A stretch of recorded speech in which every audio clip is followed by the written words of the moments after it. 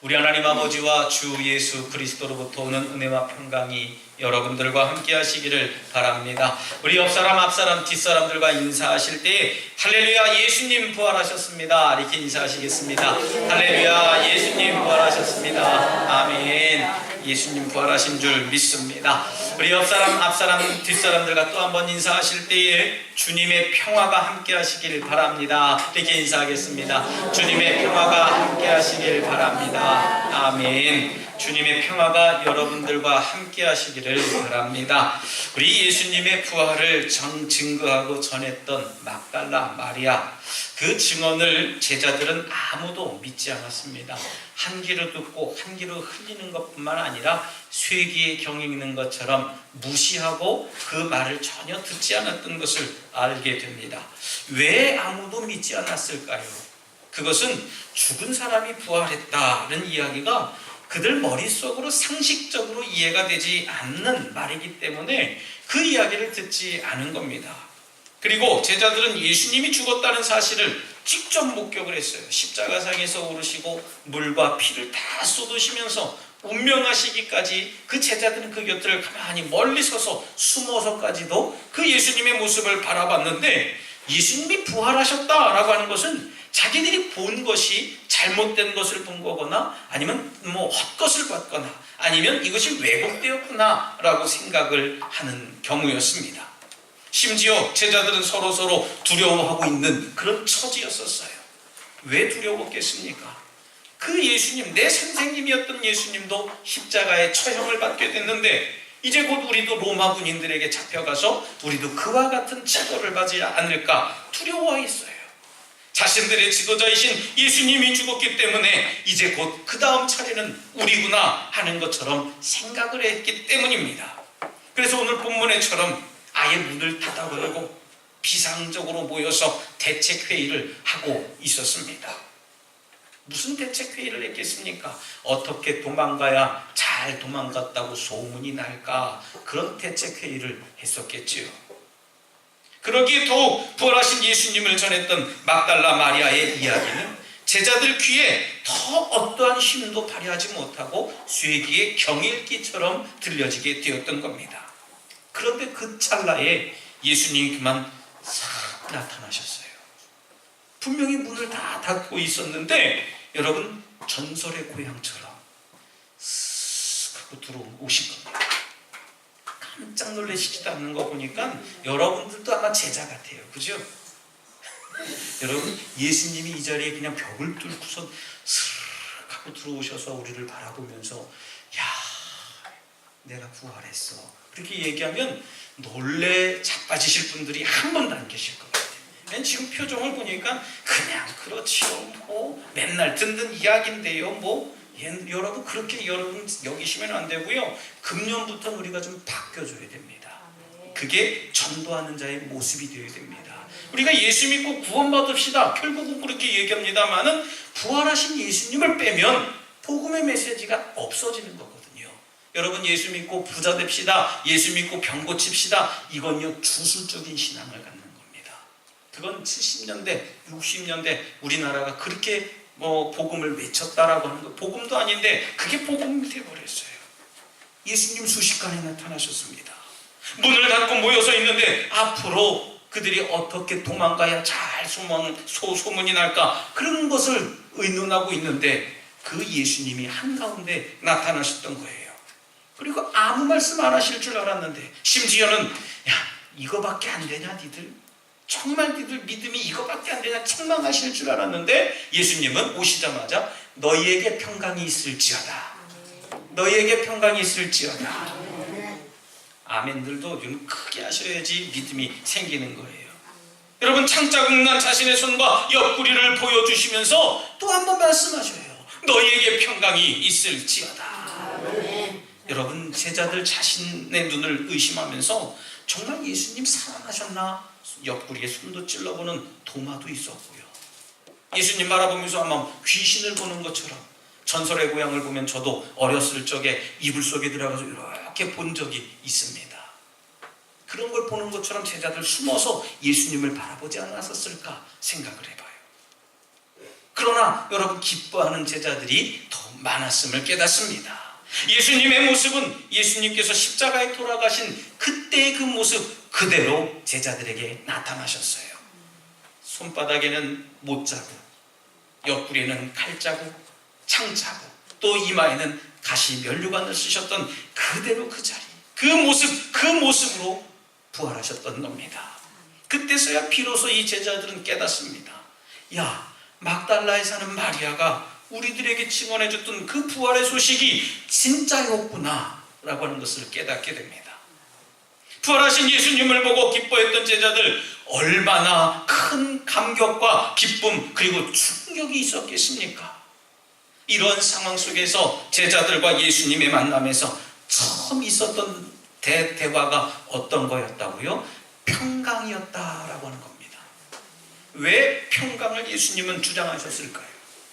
아까 제가 잠시에도 지나가는 말씀을 드렸던 것처럼 아마 제자들이 그렇게 겁을 먹고 자기네들끼리 어떻게 하면 도망갈까, 어떻게 하면 이 사태를 우리가 좀 안전하게 내 생명을 유지하면서 살아갈까, 그런 대책회의를 하고 있었다라고 하면 예수님이 그들을 바라보면서 참 한심하셨지 않을까 생각이 들어요. 니들 믿음이 이거밖에 안 되니? 내 제자가 이거밖에 안 되니 내 마음이 참 아프다 하면서 후회하시고 책망하시고 또 실망하셨을 텐데, 예수님은 그러시지 않았다는 거예요. 제자들을 바라보면서 너희에게 평강이 있을지어다, 그렇게 평강의 이야기를 드렸습니다. 주석학자들은 이 사실을 여러 가지로 해석합니다마는 예수님의 말씀에 나름 여러 가지 의미를 두고 해석을 줍니다. 예수님의 죽음으로 인해서 두려워했던 제자들에게 우선적으로 필요했던 것이 뭡니까? 마음의 불안함과 불편함, 또 의심이 생기고 또 그 곤욕스러운 마음이 아니라 마음속에 마음을 찾는, 안정을 찾는 평화가 필요하지 않았을까 해서 예수님이 오셔서 제자들에게 너희에게 평화가 있어라 라고 하신 말씀을 하지 않았을까, 그렇게 이야기를 하는 학자들이 있습니다. 물론 저는 이 말씀에 전적으로 동감을 합니다. 하지만 처음 평강이 있을지어다, 두 번째로 평강이 있을지어다, 이 평강은 너무나도 다른 의미를 우리들에게 주고 있다는 사실이에요. 첫 번째 평강은 지금 방금 말씀드린 두렵고 떨려하는 이 제자들에게 너희들 진짜 마음에 평화가 있었으면 좋겠다, 마음의 안정을 찾아주기 위한 그 평강을 예수님이 외치셨던 거예요. 두 번째 평강은 처음 때 평강과 전혀 다른 평강입니다. 두 번째 평강이 있을지어다 라고 말씀하시면서 덧붙여 뭐라고 말씀을 하셨냐 하는 겁니다. 아버지께서 나를 보내신 것 같이 나도 너희를 보내었겠다 였어요. 여러분, 이 말씀을 들은 제자들은 순간 심쿵했을 겁니다. 심쿵이 뭔지 아십니까? 요즘 젊은 아이들, 학생들이 쓰는 말은 심장이 쿵 놀랐다 라고 해서 심쿵이라고 쓴대요. 제자들 심장이 멎는 듯 했을 거예요. 예수님께서 우리를 보내신다고, 하나님이 예수님을 보내신 것처럼 우리를 예수님처럼 보내시겠다, 하나님이 예수를 보내셔서 많은 기적과 이사를 행하셨던 것처럼 우리도 권능을 받아서 예수님이 행하신 그런 기적을 나타낼 수 있을 것이다 하면서 흥분하고 기뻐하는 이들도 있었을 것입니다. 하지만 이런 내용들은 성경 어디를 찾아봐도 있지는 않습니다. 부활하신 예수님과 제자들 사이에 많은 이야기가 오갔을 거예요. 하지만 요한복음서를 기록했던 이 요한복음의 기자는 그렇게 바라봤던 겁니다. 제자들 중 어떤 한 사람은 예수님의 말씀을 듣고 어찌할 바를 몰랐을 겁니다. 왜요? 예수님께서, 하나님이 예수님을 보내셨던 것처럼 우리도 예수님의 보냄을 받아서 우리도 이 세상 가운데 저렇게 십자가의 형벌을 받고 십자가에서 처절한 그 비극의 죽음을 맞이해야 되겠구나 하는 그 이야기와 다를 바가 없었기 때문이에요. 예수님이 죽었던 것처럼 나도 그렇게 똑같이 죽어야 된다니, 그런 생각을 하니까 아마 제자들 마음속에는 마음이 굉장히 불편하지 않았을까 생각이 들어요.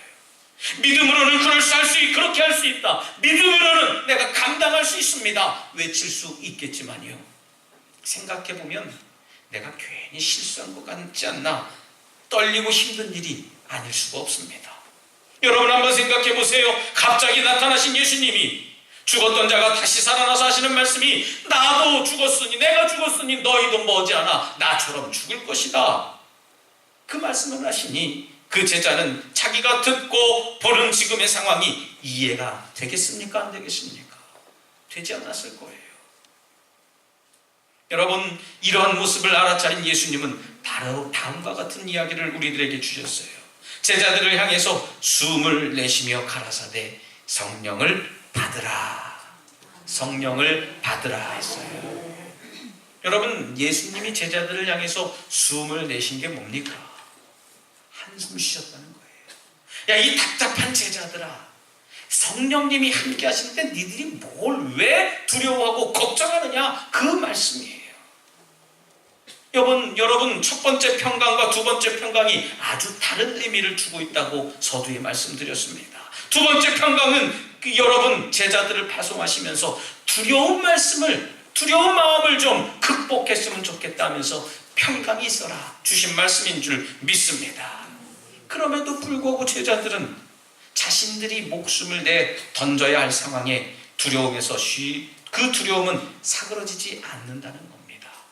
아마 여러분들 오늘 이제 이 태신자 작전 카드를 아마 써갖고 오신 분들도 있고 뒤에서 아마 쓰신 분들도 계실 겁니다.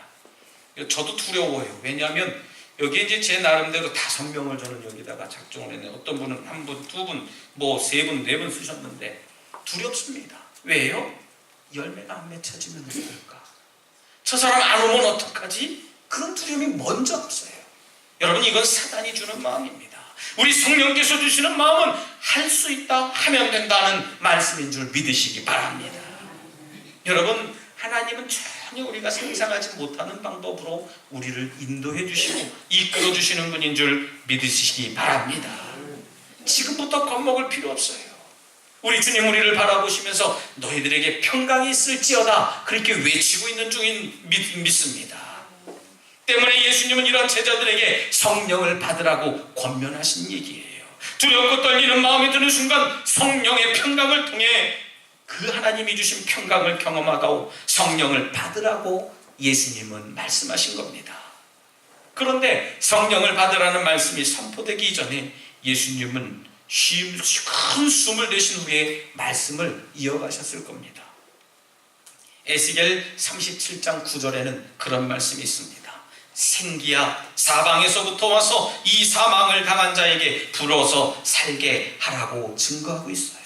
마른 뼈의 환상을 바라보면서 거기에 생기가 충만했을 때에 이 뼈 저 뼈들이 쫙쫙 맞춰 들어가서 한 십년 군대를 이루었던 것처럼 이 죽어가는 이 세대에 우리 덕수교회에 생기를 불어넣어 주셔서 복음의 메시지와 부활의 증거를 증거하는 우리 거룩한 성도들이 되시기를 주님의 이름으로 부탁드리겠습니다. 예수님은 바로 우리들에게 이렇게 파송하시는 거예요.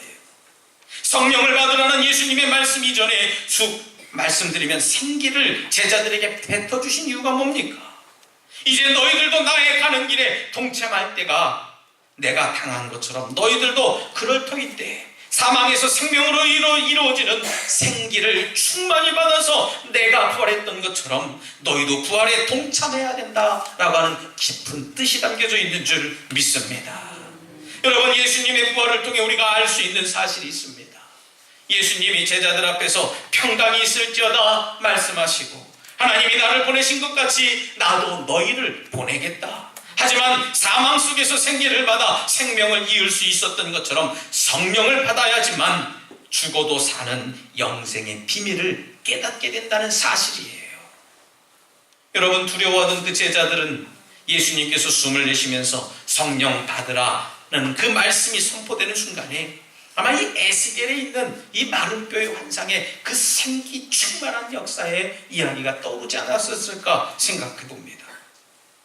이 사실을, 이 이야기를 들은 이 제자들은 이상하리만큼 마음이 편해지면서 그동안 죽음에 대해 두려워하던 마음은 사라지고 강하고 담대함으로 전도자의 사명을 감당해야 되겠다는 그 다짐이 생기지 않았을까 생각합니다. 여러분, 생기로 죽은 자를 살게 하신 하나님의 능력이 이 제자들과 함께 하신 줄 믿습니다. 할렐루야. 그것이 성령이 하시는 일이에요. 여러분, 우리가 태신자 작전 카드를 씁니다마는 나는 기도하고 복음의 메시지를 전도자로 증거하기만 하면 돼요. 근데 그것을 우리가 자꾸 내 마음이 자꾸 저 사람을 어떻게 하지, 환심을 사지, 어떻게 저 마음을 끌어당기지, 여러분, 그것은 기도가 하는 겁니다. 우리가 기도해야 그 마음이 열려지고, 우리가 기도해야 그 마음 속에 복음의 메시지가 들어가고, 우리가 기도해야 그 마음 속에 정말 내가 하나님 앞에 달려가서 주님을 고백하고 하나님의 자녀가 되어야 되겠구나 하는 마음이 생기는 거예요. 여러분, 예수님은 하나님이 당신을 보내셨던 것처럼 저와 여러분들도 우리 예수님께서 보내시는 줄 믿으시기 바랍니다. 열매 맺지 못해도 괜찮습니다. 열매 맺지 못하면 내년이 있습니다. 그 다음에 또 열매 맺으면 돼요. 여러분, 하지만 우리가 열매를 맺고 싶으면 그 열매에 대해서 씨를 뿌려야 되는 줄 믿습니다. 씨를 뿌리지 않고 어떻게 열매를 맺으려고 하십니까? 사랑하는 우리 독수가족 여러분, 예수님은 오늘 이 시간 우리에게 말씀하십니다. 너희에게 평강이 있을지어다. 하지만 이 평강은 단순한 우리 삶의 평강만을 이야기하는 것이 아니에요. 예수님이 그러했던 것처럼 우리도 세상에 나가서 죽어야 한다는 사실에 그 두려움에서 느껴지는 그 불안한 감을 잠재우기 위한 평강인 줄 믿으시기 바랍니다. 이제 오늘 결단하고 반응한 이 태신자 작정을 위해서 이제 우리가 늘 기도해야 됩니다. 늘 찾아가야지 돼요. 그 마음속에 정말 마음의 평강을 주기 위해서 정말 내 삶이 바뀌어져야 됩니다. 여러분, 똑같은 삶을 살아가서는 전혀 되지가 않습니다. 여러분, 예수님은 이런 사실을 너무나도 잘 알고 있었어요. 우리 제자들이 어떤 마음을 갖고 갈지, 우리 제자들이 어떤 마음을 가지고 전도에 임할지 예수님은 분명히 알고 계셨습니다. 그렇게 두렵고 떨리는 삶 가운데 평강을 찾기가 너무 어려웠을 테지요. 하지만 예수님은 이런 사실을 통해서 우리에게 숨을 내어주시며 성령의 충만한 바람, 그 생기 충만한 마음을 우리들에게 이 시간 허락하신 줄 믿으시기 바랍니다. 예수님의 숨은 생기가 되어서 오늘 이 시간 우리에게 전해지고 있는 거예요. 하나님이 아담의 코에 생기를 불어 넣어주심으로 생명이 된 것처럼, 에스겔의 환상처럼 죽은 자가 생기를 통해 새로운 삶을 얻었던 것처럼요. 무엇보다도 예수님은 죽음 앞에서 다시 부활하셨던 것처럼 이제 우리 예수님께서 우리에게 불어 넣어주신 생기를 통해 성령의 능력을 가지고 세상에 나가야 될 줄 믿습니다. 그렇기 때문에 저와 여러분들은 우리 이 세상 가운데 평강을 가질 수가 있습니다. 죽음도 두렵지 않다고 말할 수 있고 고백할 수 있어야 합니다. 여러분, 이 모두는 내가 하는 것이 아니라 나를 사망에서 생명으로 이어지게 하신 그 생기가 있기 때문이고, 성령의 능력이 저와 여러분들 가운데 함께 하시기 때문에 가능한 줄 믿으시기 바랍니다. 부활하신 예수님을 믿고 따르는 우리 덕수가족 여러분들은 지금 이 시간 예수님의 숨결을 느끼시기를 바랍니다. 그 숨결을 느끼셔야지 돼요. 그렇다면 평강이 우리 안에 가득 넘쳐서 성령의 능력을 경험할 수 있으실 겁니다. 세상에 나가서 복음을 전할 수 있는 모든 준비가 지금 이 시간 말씀으로 극복되어진 거예요. 이제 우리 모든 덕수교의 가족들은 부활의 주님을 전하시기를 부탁드리겠습니다.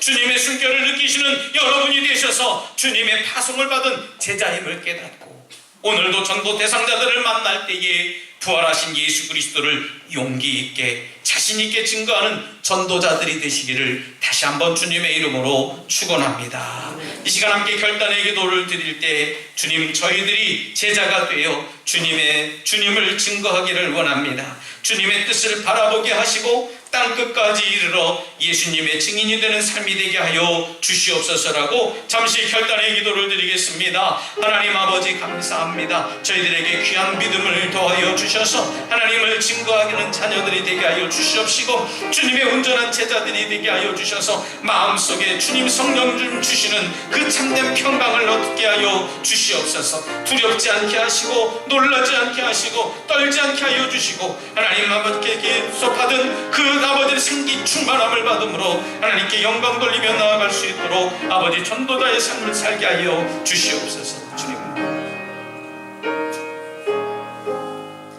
하나님 감사합니다. 오늘 이 죄인을 위해서 십자가에 오르셨다가 죽으시고 부활하신 주님을 말씀으로 만나게 하시니 감사합니다.